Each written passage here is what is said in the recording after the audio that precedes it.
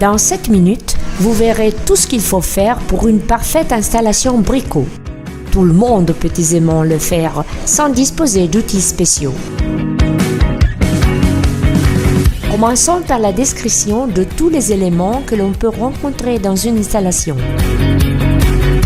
La pompe à haute pression, soi-disant 10 bars, le filtre de l'eau du réseau, 5 microns, le tuyau bleu entre pompe et filtre, le tuyau qui relie la pompe au premier émetteur, le tranche-tuyau à haute précision, les soutiens émetteurs, les émetteurs, les petits tuyaux qui relient les émetteurs les uns aux autres, les clips de fixage du tuyau, les lignes secondaires sous forme de teux, les parties terminales de ligne, le tuyau entre le filtre et le robinet d'eau, le raccord soutien-tuyau pour l'eau, le raccord rapide pour l'eau.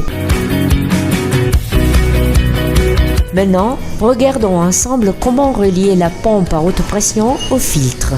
Lettre A dans le schéma. Dans l'exemple, nous avons mis la pompe sur un petit tableau à côté du belvédère auquel on désire installer l'installation adiabatique. Vous pouvez au contraire la mettre jusqu'à 20 mètres de distance du premier émetteur. On peut aussi abriter la pompe dans une armoire, ainsi la cachant à la vue. La connexion entre la pompe et le filtre est très simple.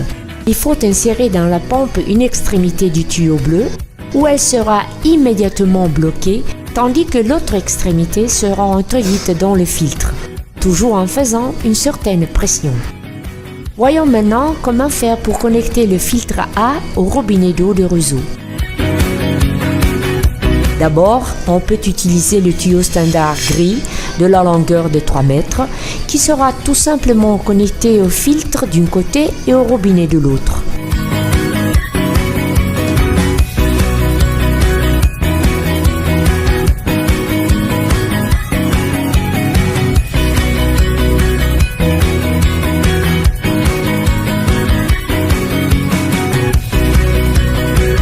Ou l'on peut employer le simple tuyau d'arrosage du jardin. Ce tuyau-là présente l'avantage que vous pouvez le choisir aussi long qu'il vous faut. Dans ce cas-là, il vous faudra un soutien-tuyau d'arrosage pareil à celui-ci que vous devrez serrer sur le filtre.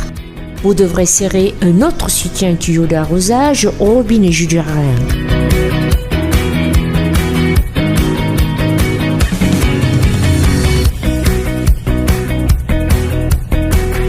Tandis que sur le tuyau d'un jardin, il vous faudra coloquer 2 adaptateurs, eux aussi disposables dans notre site. À ce point-là, vous connecterez tout par pression.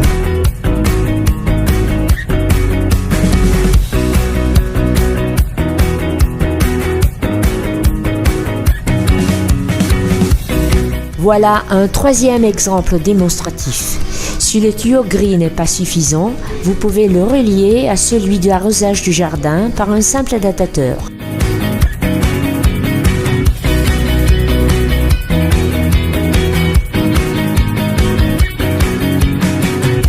Et maintenant, voyons comment connecter la pompe B au premier émetteur E par la clip fixe tuyau C.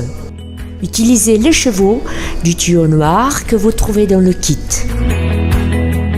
Connecté par pressage une extrémité à la pompe, il ne vous faut aucun outil.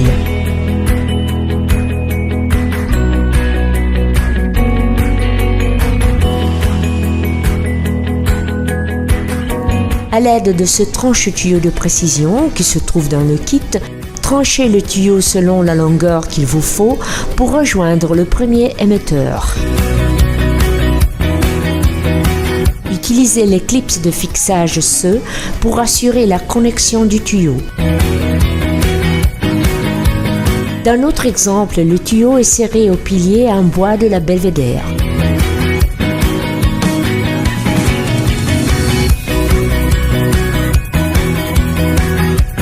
Et maintenant, voyons comment connecter le premier émetteur E.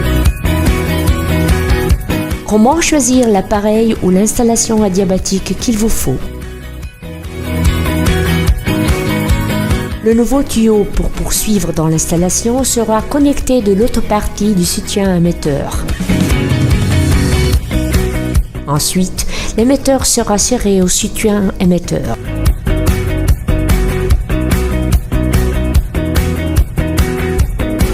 Au cours de l'installation des émetteurs suivants, il est très important de garder la distance de 80 cm d'un émetteur à l'autre, en rappelant que, en absence de vent, la jetée d'eau pulvérisée peut rejoindre une distance de 3 mètres.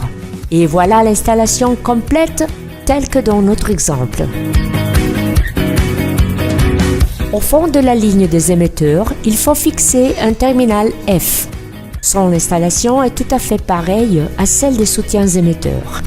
Le terminal est fixé au tuyau par pressage. Il faut fixer sur la partie terminale soit un dernier émetteur, soit un bouchon de fermeture.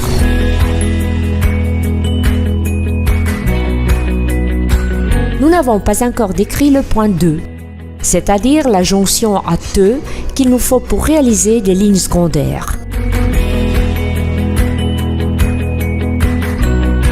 C'est très simple. On installe la jonction à TE sur le soutien émetteur. On insère un nouveau tuyau pour d'autres émetteurs. Et voilà, la ligne des émetteurs à la fin du travail. Notons que la ligne des émetteurs est presque invisible, esthétiquement pas du tout invasive.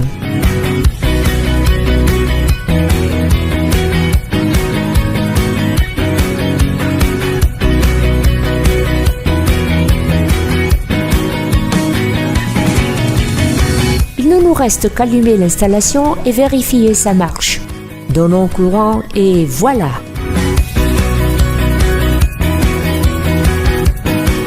Enfin, vous pourrez jouir de votre pavillon ou kiosque au cœur de l'été. L'eau pulvérisée à 70 bars ne mouille jamais, ni le sol ni la peau, car elle rafraîchit en s'évaporant.